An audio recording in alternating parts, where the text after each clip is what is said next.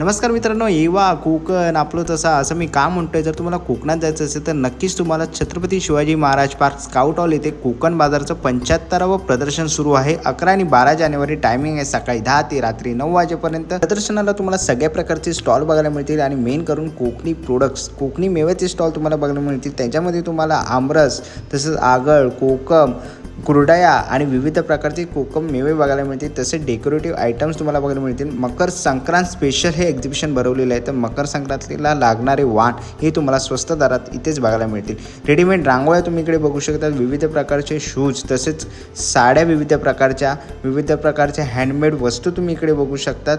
तसेच कुर्तीमध्येही तुम्ही खूप सारे ऑप्शन्स बघू शकतात. विविध प्रकारचे स्टॉल इकडे आलेले आहे. इकडच्या उद्योजकांना आधार देण्यासाठी आपण सगळ्यांनी नक्कीच आपल्या या प्रदर्शनाला भेट द्यायचं आहे.